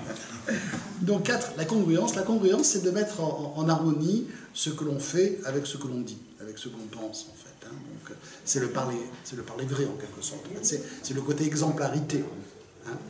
L'exemplarité, c'est ne pas être pris en défaut. On va faire ce qu'on dit, en fait. Et dans l'entreprise, c'est important. Je ne peux pas conseiller, je ne peux pas imposer quelque chose à quelqu'un si moi-même, je ne le respecte pas. Au niveau du respect des délais, au niveau du respect de la qualité, au niveau du respect du coût. Donc, il faut que je sois irréprochable. Et donc, la congruence est importante. Et je pense que Jésus, pareil, était congruent. Ce qu'il faisait, c'était vraiment en fonction des valeurs qu'il prônait. Sans aucun doute. Et alors, on en parlait la dernière fois quand on s'est vu pour Siloé. Il y a plusieurs manières de comprendre les choses. Il y a une manière qui n'est pas exactement celle qui est en cause, mais je la mentionne. C'est celle de... C'est le cas de le dire. Merci, Florian. Donc, je la florianise. Ça consiste à avoir une parole qui est efficace. Alors, ce n'est pas exactement ça qui est en jeu, on l'avait évoqué, mais de fait, c'est l'exemple même. Jésus, la parole qui est efficace, et c'est en cela qu'il est comparable à Dieu. Dieu dit et cela est. Jésus dit lève-toi et marche, et il se lève et il marche. Bon, alors ça, c'est une manière de rappeler que la parole de Jésus est en parfaite continuité avec... elle s'accomplit, elle réalise ce qu'elle signifie. Mais il y a une autre manière de penser les choses, c'est celle que tu évoquais là. Jésus parle en fonction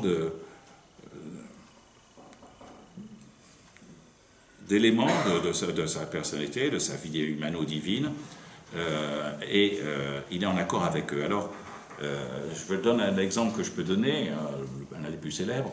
Ce sont les béatitudes. Bienheureux ceux qui ont faim et soif de justice, bienheureux ceux qui pleurent, bienheureux ceux... Bon, qui est assez paradoxal en vérité. Et les disciples ont quelques mal d'ailleurs à accueillir ces paroles-là, parce qu'ils ont l'impression que c'est pas tout à fait ce qu'ils vivent, en tout cas c'est peut-être ce qu'ils voudraient vivre, et encore c'est pas sûr, parce que bienheureux ceux qui sont persécutés pour la justice, ça ne va pas de soi. Mais il se trouve que on parle de Jésus justement par rapport à ces béatitudes comme étant l'homme des béatitudes. C'est-à-dire qu'elle figure ces béatitudes au chapitre 5 de saint Matthieu, c'est-à-dire au début en fait de la vie publique de Jésus. Donc comme un peu un programme de gouvernement, si je peux dire, un programme d'action. Et il se trouve, on peut le vérifier avec les textes, que c'est effectivement ces béatitudes, Jésus les a vécues. Alors pas toutes de la même manière, à la même profondeur, etc., mais il les a toutes vécues. Et donc c'est un programme de vie qui existe en fonction d'un idéal qui est le sien, celui de revenir vers Dieu. Et lui l'a pleinement vécu jusqu'à être persécuté pour la justice, puisque la mort sur la croix, c'est la persécution pour la justice la plus effroyable qui soit, puisque rien, absolument rien, ne pouvait le prédestiner, le prédisposer à ce genre de mort, à ce genre de condamnation et de mort. Alors, dans la congruence, il faut qu'il y ait une certaine transparence. Il faut que les règles du jeu soient expressément dites et comprises et partagées. S'il n'y a pas l'explication des règles, on ne pourra pas être congruent. Et j'ai un exemple, on ne sera pas d'accord encore une fois avec Hervé, mais dans la parabole des talents. Dans la parabole des talents, donc le maître s'en va en voyage, il donne 10 talents à l'un, 5 talents à l'autre, 1 talent au troisième, et quand il revient, il convoque les 3. Le premier lui rend 20 talents, 10 plus 10, bravo, génial. Le deuxième lui rend 10 talents, 5 plus 5, bravo, très bien. Le troisième lui rend 2 talents, même pas, un seul. Il lui rend le talent qu'il avait planqué sur la terre, etc. Et là, il se fait descendre, incendier, jouer aux gémonies. Est-ce que ce maître, en partant, avait expliqué la règle? Est-ce qu'il avait dit à ses 3 serviteurs, faites fructifier l'argent que je vous laisse? C'est pas dit dans le texte en fait. Donc si c'est pas dit dans le texte, si la règle n'est pas explicite, si c'est du flou, ben forcément les autres ils vont pas agir comme aimerait que le maître voit les choses faites en fait. Donc pour moi c'est un manque de congruence dans cet exemple-là. Ouais, je regarde, j'ai pas le texte sous les yeux. Mais enlève le masque, on t'entend pas. C'est-à-dire, c'est pas sur le fait qu'il n'ait pas fait fructifier le talent, qu'il est je dirais, géogémonie sanctionné, c'est le fait qu'il a enterré parce qu'il a peur. Exactement. Il est prudent, voilà. Ça s'appelle la thésaurisation en français. Le maître, je veux dire que c'est cette peur. Eh bien, il faut l'expliquer. Prenez du risque. Osez. Il n'a pas eu confiance. C'est ça qui est sanctionné. Osez.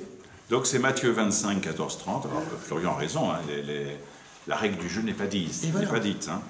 Je lis le début, c'est comme un homme qui partait en voyage, il appela ses serviteurs et leur confia ses biens. À l'un, il remit une somme de 5 talents, à un autre 2 talents, au troisième 7 talents, à chacun selon ses capacités. Puis il partit. Aussitôt, celui qui avait reçu les 5 talents s'en alla pour les faire valoir et en gagna 5 autres. De même, celui qui avait reçu 2 talents en gagna 2 autres. Mais celui qui avait reçu qu'un alla creuser la terre et cacha l'argent de son maître. Donc c'est vrai que la règle du jeu, là, n'est pas dite. Hein. Je note ça seulement. Chacun avait reçu selon ses capacités. C'est-à-dire qu'il y en a un qui n'a pas mis en œuvre ses capacités, les 2 autres l'ont fait. Quand même, on peut pas dire qu'ils étaient tout à fait sur la même ligne, quoi. Il y en a un qui s'est... Et alors effectivement, ce que dit Joséphine est très juste, souvent ce texte est relu comme étant l'expression, en fait, de la peur de celui qui a un talent, reçu un talent. Je sais que tu es un maître, Seigneur, je sais que tu es un homme dur, tu moissonnes là où tu n'as pas semé, tu ramasses là où tu n'as pas répandu du grain, j'ai eu peur, je suis allé cacher ton talent dans la terre, le voici, tu as ce qui t'appartient. Donc ça veut dire qu'en fait, certains ont essayé de donner le meilleur d'eux-mêmes, mais de manière, justement, c'est là qu'on y revient, de manière gratuite. C'est-à-dire, en plus, c'est tellement gratuit qu'on en oublie souvent que non seulement ils lui rapportent 5 talents, mais ils lui remettent les 5 qu'ils ont reçus, ou les 10.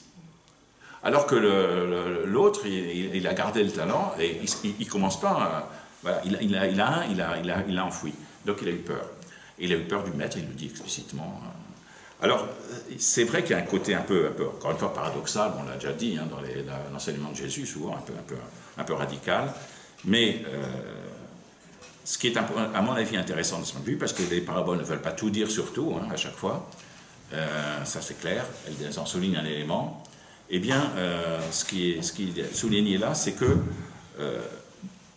c'est une invitation pour chacun à développer, à mettre en œuvre toutes ses capacités, mais non pas toutes ses capacités pour lui-même, mais pour celui qui les lui a offertes. Parce qu'en fait, c'est lui qui remet les 5 talents d'abord, le maître, et puis c'est lui qui ensuite en reçoit 10. Donc c'est bien lui qui a donné. Et donc nous sommes invités là, c'est à mon avis le but de la parabole, même si par ailleurs sur un autre point, elle peut paraître contestable, mais le point de vue sur lequel elle est édifiante, au sens où elle nous construit, c'est cette idée que Saint Paul exprime comme ça de manière assez brutale dans la première lettre aux Corinthiens, qu'as-tu que tu n'aies reçu? 5. L'assertivité.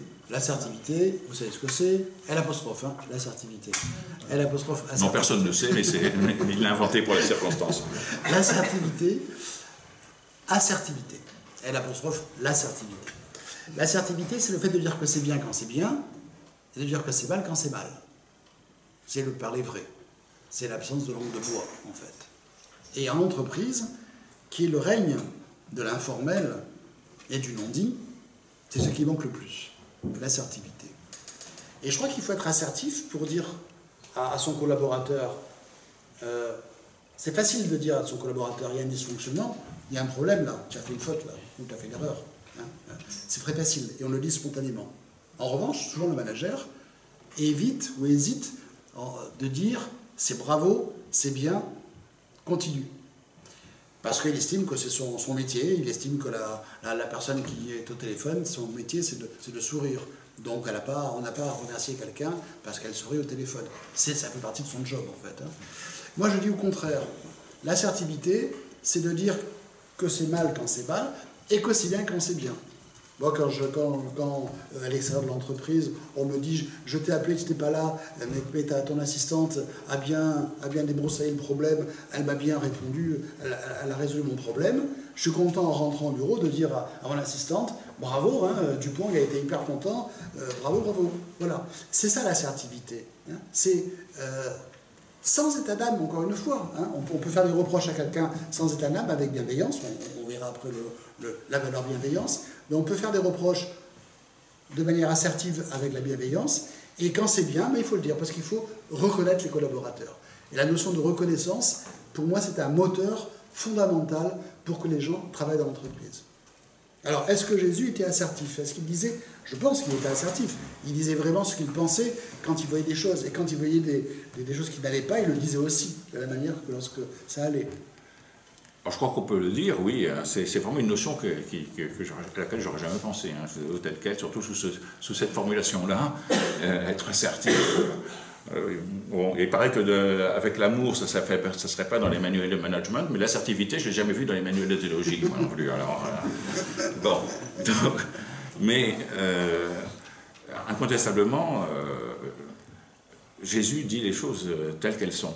Et il y a une manière de s'en rendre compte, c'est un des reproches qui lui est fait. Là, un reproche très fréquent qui lui est fait dans les évangiles, c'est tu ne parles pas comme nos maîtres et nos scribes et tout ça, tu parles différemment. Et ce que vous le dire par là, c'est on dit tu as une parole d'autorité.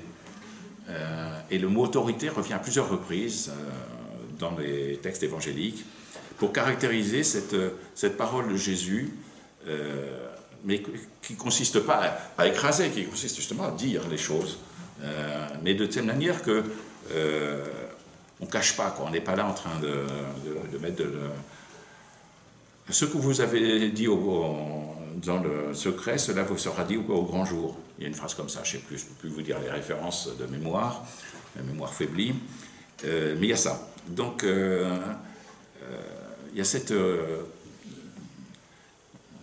réalité qui est que pour les disciples, Jésus leur dit, vous savez, ne cachez rien parce que le jour ou l'autre, ça vous sera connu. Alors, du coup, il dit lui-même les choses telles qu'elles sont. Et parfois, c'est brutal. À son disciple, je ne sais pas si on peut dire son disciple préféré, mais en tout cas à Pierre, un moment, il lui dit « tu as mal parlé ». Alors, il ne va pas lui dire comme ça, il va lui dire une phrase beaucoup plus connue d'ailleurs aujourd'hui, « arrière Satan, vade retro Satanas », en latin. Et donc, vade retro Satanas, arrière Satan. Parce que Pierre a fait une suggestion selon laquelle peut-être que Jésus pourrait éviter la croix, la mort, la croix, etc. Alors que Jésus est en train de leur annoncer. Il leur dit, ça ne va pas du tout, ce que tu dis là, ça ne va pas.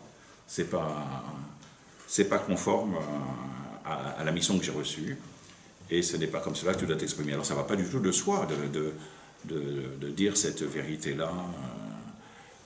ou vérité, c'est un mot qui revient aussi très souvent dans l'évangile de Jean. Et c'est effectivement cette... alors parfois, ils se moquent. Aujourd'hui, on a fait un évangile, puisqu'on est dans le dimanche du Christ roi, on a la comparution devant Pilate. Et Pilate interroge Jésus, est-ce que tu es roi? Et que fait Jésus, très habilement? Il ne va pas dire je le suis, il va dire c'est toi qui le dis. Il lui renvoie la question en quelque sorte. Ça ne veut pas dire qu'il ne le soit pas et qu'il ne le pense pas, mais il sait très bien que Pilate envisage les choses d'une manière très temporelle, très humaine. Alors, il se dit, si je dis les choses crûment, oui, je suis roi, il va lui dire, bon, mais alors attention, d'ailleurs, qu'il lui fait. Mais, alors Jésus anticipe. Il dit, mais si j'étais roi comme tu le penses, j'aurais mes soldats qui m'auraient défendu, j'aurais mes troupes d'anges, etc. Donc, fort habilement, au lieu de dire, je suis roi, il dit, mais c'est toi qui le dis. Mais si Pilate le dit, c'est aussi qu'il en a peur, quoi. Alors, Jésus, donc, je pense, dit les choses, mais parfois, il les dit, en particulier à travers les paraboles, c'est évident, de manière un peu cachée, mais cachée parce qu'en fait, il veut amener la personne à réfléchir, quoi, à reposer la question elle-même, à se reposer la question. Donc c'est vrai que, vous voyez, l'assertivité chez lui, c'est ambigu, quoi. À un moment, il dit des choses à Pierre, dans d'autres situations aussi. Et il lui dit même, tu vas me trahir. Oui. Et puis à d'autres moments, eh bien, il enveloppe un peu les choses, si je peux dire. Ça peut paraître étonnant, mais ça fait partie de la formation de ses disciples.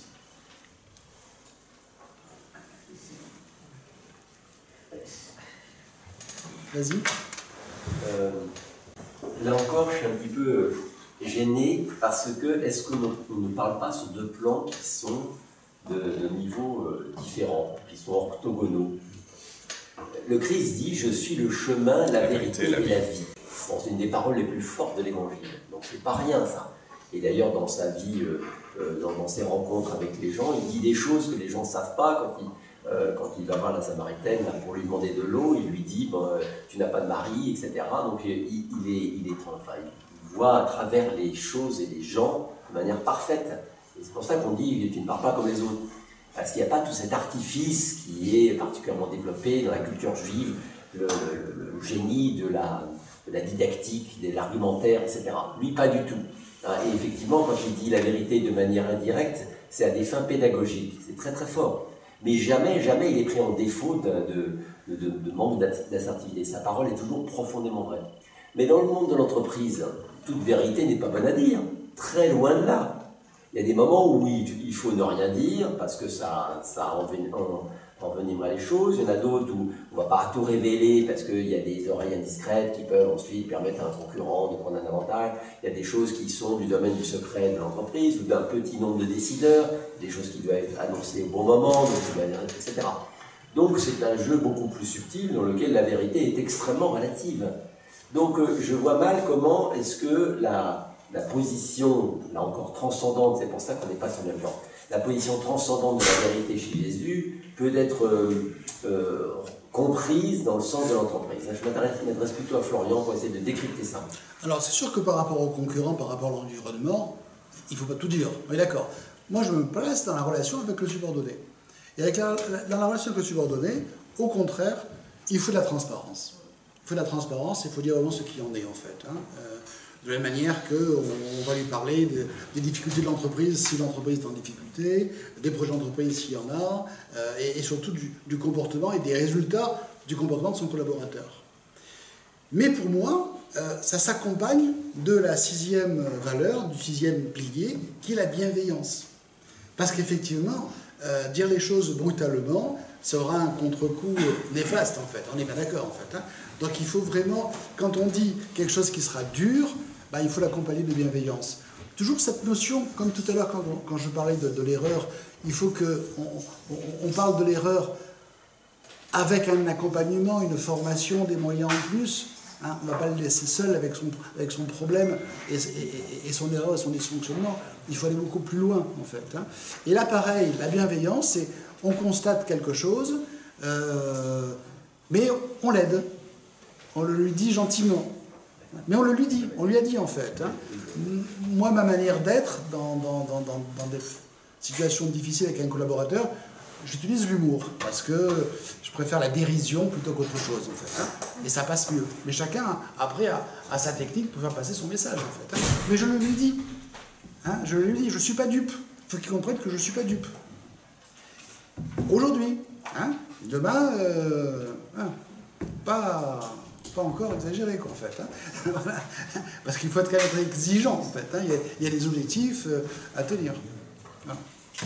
Du coup, tu as parlé de la bienveillance, c'est... Dans le 6, du coup, je parle de la bienveillance. Donc, la bienveillance, c'est lié à la reconnaissance de l'autre, au respect de l'autre, le faire grandir, en fait. Hein. On va le faire grandir. C'est pas en heurtant les autres que la personne va s'épanouir.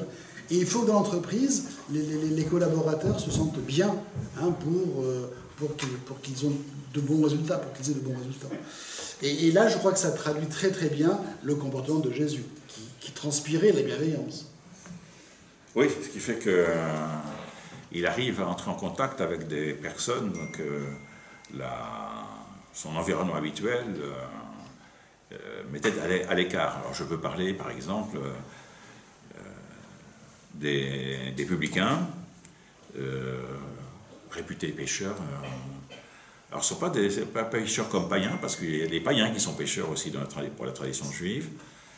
Donc il y a mais pécheurs comme exploiteurs. Hein, ils se payent sur les impôts qu'ils relèvent sur les gens. Mais il y a aussi donc entre guillemets, hein, excusez-moi mesdames, toutes les femmes de mauvaise vie, avec lesquelles il a un contact incroyable. On a parlé de la Samaritaine tout à l'heure, on a parlé de la femme adultère, on a parlé il a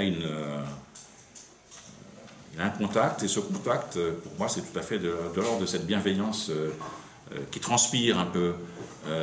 On dit ça parfois, que la bienveillance, elle transpire. Il y a dans les familles avec lesquelles je suis en relation, il y en a beaucoup, donc c'est avec des familles des porteurs de trisomie 21. Il y a une famille qui s'est exprimée comme ça récemment, elle disait, mon fils, c'est un fils là, qui s'appelle, je crois, Gabriel.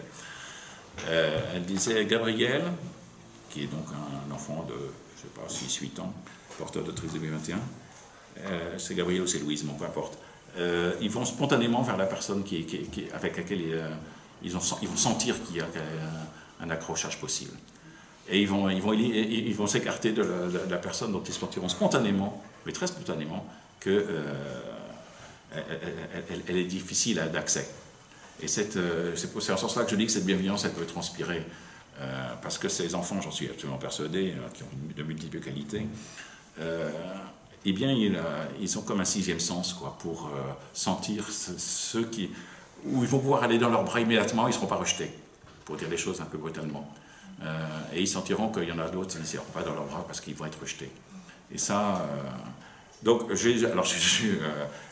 dis ça parce que, en plus, Jésus parle des enfants à un certain moment dans l'Évangile, hein, aussi. Laissez venir à moi les petits-enfants. Je pense qu'effectivement, ils venaient à lui. Alors, on n'a pas beaucoup de témoignages dans l'Évangile, ce n'est pas la question, mais je pense que spontanément, ils venaient à lui, alors que les adultes, avec leurs précautions, leurs principes, les choses n'ont pas beaucoup changé en temps de siècles ou de millénaires, eh bien, ils se tiennent à distance. Là, il y a une espèce de spontanéité que Jésus présente comme un peu un plus. Et donc, moi, c'est celle qui, encore une fois, je vous dis qu'il a vécu, parce que manifestement, il a des contacts enfin, Zachée, par exemple, qui est le collecteur d'impôts, qui est dans son arbre. Et Zachée, il a la trouille de Jésus au départ, mais alors il veut quand même le voir, parce qu'il se dit, on ne sait jamais, il se passe peut-être quelque chose avec ce bonhomme, donc il monte dans son arbre. Et que fait Jésus? Il aurait pu passer à côté de lui, comme ça. Il lève les yeux vers lui et dit, Zachée, descends, je vais venir chez toi. Le gars, il est tout retourné, là. Hein. D'ailleurs, après, effectivement, il en tire les conséquences, il dit qu'il va rembourser, etc. Donc, je crois que cette bienveillance, chez Jésus, elle est extrêmement profonde et elle transpire. Et c'est celle que tous les saints et les mystiques et tout ça continuent d'avoir avec lui. Dernier pilier, parce que nos amis veulent se procurer le livre et la dédicace, en fait. Hein. Oui, oui. Donc, 7e pilier, la communication. Alors, c'est vrai que parler de communication pour Jésus, c'est un peu gonflé, en fait. Hein. Mais pourtant, si par communication, on entend trouver la bonne posture pour faire passer son message, à chapeau, ça a été vraiment le big boss, Jésus, en fait, hein, parce que son message, 2000 ans après, il est bien présent, en fait. Hein. Et parmi toutes les techniques qu'il a utilisées, au-delà de l'humilité, pour moi, la plus grosse technique managériale, c'est la parabole. Parce que la parabole, c'est bien la manière la plus simple pour se faire comprendre par tout le monde. Parce que le but dans la communication, c'est de se faire comprendre par tout le monde. Et tout le monde comprenait les paraboles, des histoires simples, imagées. Voilà. Et même aujourd'hui, on a intérêt à utiliser des paraboles, des images. Pour moi, les hommes politiques sont très forts là-dessus, en fait. Hein. Dans un discours, souvent, les journalistes vont extraire une phrase, et cette phrase-là va synthétiser tout le discours. Il y a une phrase que je trouve remarquable, c'est celle qui date de quelque temps, mais je la trouve très très belle. C'était Michel Debré. Hein, Michel Debré, donc à l'époque, quand il était Premier ministre... C'était au siècle dernier. Oui, c'était au siècle dernier, c'est vrai. Ouais, mais voilà. Tu étais jeune, je ne sais pas si tu l'as entendu, Debré, quand il disait ça. Mais Debré disait, comme il était contre les problèmes de natalité, il estimait que les Français ne faisaient pas assez d'enfants, en fait. Hein. Ils n'en faisaient pas assez sur une grande échelle, donc... Quoi que ce soit dur, on peut faire des enfants sur une grande échelle. Mais bon. Comme il voulait que les gens fassent plus d'enfants, qu'est-ce qu'il a dit pour nous faire comprendre qu'il y avait un problème? Il nous a dit, en France, chaque année, on fabrique davantage de cercueils que de berceaux. Ça suffit. En une phrase, il remplace avantageusement un discours de 2 heures sur le problème de la natalité en France. Voilà.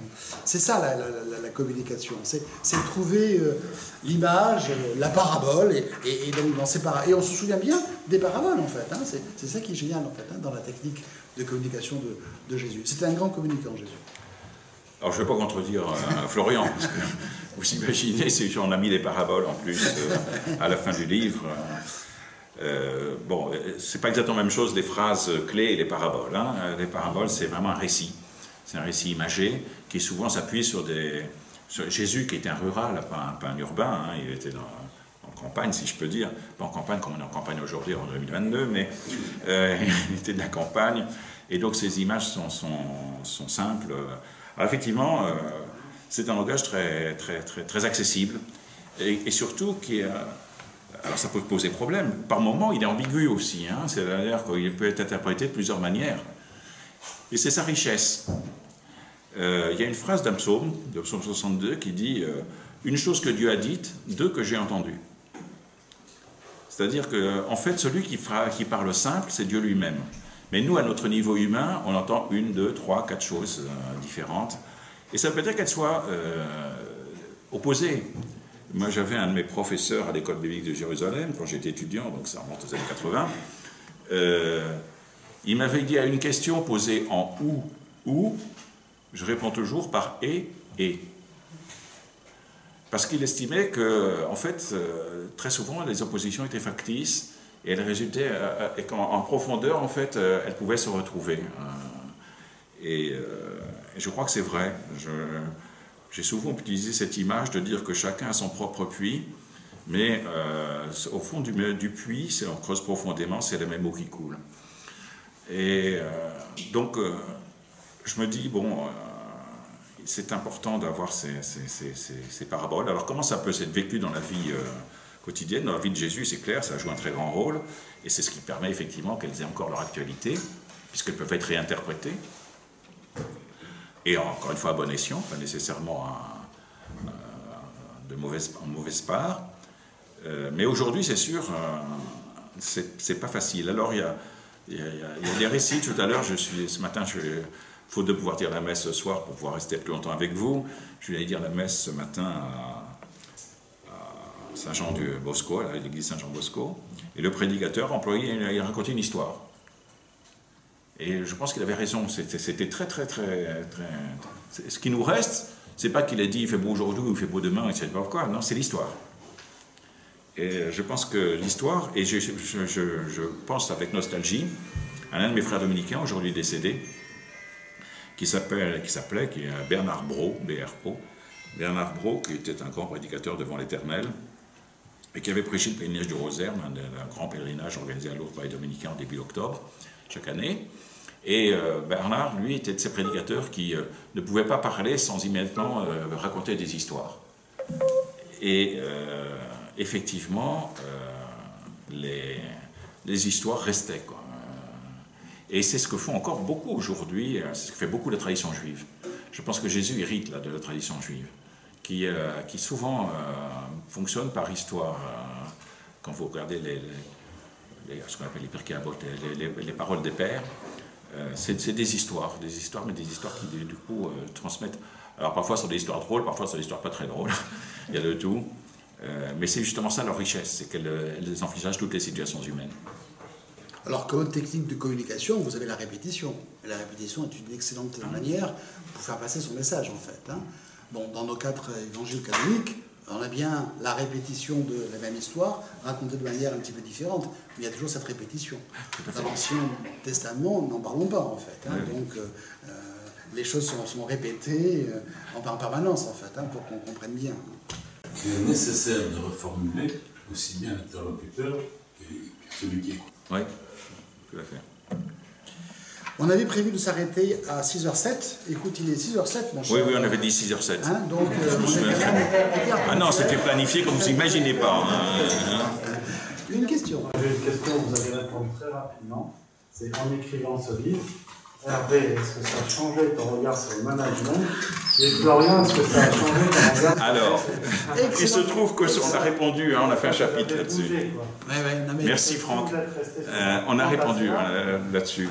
Pas exactement sur cette question, mais quand même pas mal. Hein. On était un peu dans cette école-là. Oui, mais c'est tout à fait ça en fait. Hein, parce que on a dit, voilà, l'effet d'une rencontre. Voilà, on a fait un chapitre effet d'une rencontre. Et donc, j'explique ce que ça m'a apporté, la rencontre avec Hervé. Hein, et donc, avec Jésus. J'ai fait une double rencontre. J'ai rencontré Hervé d'une part et Jésus d'autre part, en fait. Hein. Et Hervé, pareil, il a rencontré un peu le management et l'entreprise avec des mots barbares. Voilà. Hervé, on avait essayé de le former un peu avec les EDC. Franck est président des EDC. Hein, donc je connais bien Franck. Mais... on va répondre. Hein. En répondant rapidement, évidemment. Ce livre vient après, comme il a été dit au début, après Napoléon et le management. Oui. Quelles sont les grandes lignes communes ou les points d'opposition? Il doit y avoir des points d'opposition. Alors, en une minute, le point le plus facile de comparaison, c'est la communication. Parce que Napoléon était un grand communicant. Et il a tout fait pour créer une légende, en fait, hein, par rapport à sa vie. Et à chaque fois qu'il faisait quelque chose, il communiquait beaucoup, en fait. Hein. Il a tout utilisé. Les peintres, pour le représenter au pont d'Arcole, franchissant le mont Saint-Bernard sur un fidèle destrier, alors que dans la réalité, c'était sur une mule qu'il a franchi le Saint-Bernard. Jésus, hein. Voilà, hein, donc la communication. En revanche, il y a quand même des choses très différentes. Hein. Napoléon, comme pilier fondamental, c'est son exigence et sa capacité de travail. C'était un bourreau de travail, en fait. Hein. Donc il est très exigeant par rapport aux autres, parce qu'il était très exigeant par rapport à lui. Il bossait 14 heures par jour, 15 heures par jour, il passait un quart d'heure pour manger, il dormait très peu, etc. etc. Voilà les grandes oppositions. Mais tu peux te procurer ce bouquin-là aussi, et tu verras les différences. Alors, on va s'arrêter là, parce que sinon on ne va pas pouvoir prendre le temps de la signature. Donc je vais répondre à la question de Franck, hein, et Florian aussi. Après, on en parlera. Voilà, on peut en parler ensuite, une fois levé le siège, si c'est qu'à de le dire. C'est vrai que je ne m'attendais pas du tout à ça, hein, franchement. Quand je me suis lancé là-dedans, en acceptant le défi de Florian, je me suis dit, on va voir ce que c'est. Souvent, je me fais des choses comme ça, je me dis, je ne suis pas absolument tenté au départ, mais je me dis, raisonnablement, c'est raisonnable, disons, allons-y. D'abord, j'ai découvert Florian, avec qui on s'est bien entendu, il faut le dire. On n'est pas toujours d'accord, comme on vous l'a dit, hein, ça c'est clair. Mais on est assertif, donc on se le dit. Voilà, comme ça au moins, il n'y a aucune On n'est pas ambiguïté. toujours d'accord, donc on a pas mal discuté. Je ne sais pas si j'ai découvert quelque chose sur le management, parce que je ne suis pas un manager, enfin j'ai plein de responsabilités dans l'ordre des prêcheurs, ça c'est vrai. Il les a énumérées à foison, bon, mais j'ai jamais eu l'impression dans ces situations-là d'être un manager, même quand j'étais prieur, et je ne sais pas si Jean-Marc a l'impression aujourd'hui d'être un manager, mais ce n'est pas exactement comme ça qu'on se perçoit. Animateur, oui, une communauté, mais en plus avec les particularités de chacune, avec les règles du jeu qui sont très particulières aussi chez nous, dans une communauté religieuse. Donc je peux pas dire que j'ai découvert, par contre, j'ai redécouvert, donc en dehors de Florian, Florian m'a découvert moi et Jésus, moi j'ai découvert Florian et Jésus quand même. Donc pas parce que Florian était Jésus, alors ça je sais bien qu'il ne l'est pas. Hein. Pas encore. Ben non, surtout, il ne peut pas y en avoir deux, je suis désolé, mais surtout parce que c'était un angle de vue tout à fait innovant pour moi. Notre paire de lunettes. Et quand j'en ai parlé au CERF et tout ça, bon, ils ne se sont pas fait prier pour l'éditer, hein, je vous le dis tout de suite. Je trouve que je n'avais pas besoin de chercher très loin, mais franchement, ensuite je l'ai fait lire parce que moi j'avais une contrainte pour publier quelque chose sur Jésus, surtout en me disant moi-même Jésus, c'était que les frères de mon ordre des prêcheurs ne le prennent pas mal. Il y a normalement, vous savez, ce qu'on demande une imprimature dans la tradition chrétienne. Il faut que je fasse. Alors la plupart de mes livres sont sous imprimature. Là, on n'a pas d'imprimature parce que je me suis dit, on avait discuté, nous étions dit que ça pouvait faire fuir des gens. Alors, on a une postface d'un jésuite. On a une postface d'un jésuite quand même. Ouais, une postface d'un jésuite, c'est quand même intéressant. Bon voilà, donc je n'ai pas d'imprimature, mais je l'ai quand même fait lire. Par prudence, pour faire des corrections éventuellement, pour que... Comment Jean-Marc a réagi à la lecture de ce livre? Il ne l'a pas lu encore. Ah, je ne l'ai pas lu, non, mais j'étais très intéressé par le débat. Ah. Très intéressé parce que ça donne un regard tout à fait inattendu sur l'évangile. Alors, au management, je suis totalement incompétent, mais ça m'a permis d'avoir quelques idées là-dessus, mais c'est surtout par rapport au visage de Christ et à l'évangile. J'ai trouvé que c'était un partage d'évangile comme on n'en fait pas. Et donc ça jette des lumières tout à fait inédites sur les évangiles. De ce point de vue, j'ai trouvé c'était extraordinaire. Tant mieux, tant mieux. J'ai un peu la même réaction que Jean-Marc. C'était le but, c'était vraiment le but, c'est exactement ça. J'ai un peu la même réaction que Jean-Marc, et donc voilà. Maintenant, Florian, à toi. Ah, moi j'ai relu avec intérêt la Bible en fait, hein, donc le Nouveau Testament, ça m'a vraiment intéressé. Et j'ai mieux compris Jésus, j'ai compris presque l'inconscient de Jésus, hein, parce que tout ce qu'il a fait, c'est les 7 piliers que j'ai énumérés, il n'était pas conscient qu'il les exerçait en fait, hein, mais ça m'a intéressé, cet exercice m'a intéressé. En étant persuadé que ça allait surprendre beaucoup de personnes en lisant ça. Mais j'étais, je pense, dans le vrai, et j'ai eu raison d'assister jusqu'au bout, en fait. Hein. J'ajoute une chose, et ceci, je le dis parce que nous sommes enregistrés et que ça sera diffusé, en particulier sur notre site du couvent. C'est un dialogue.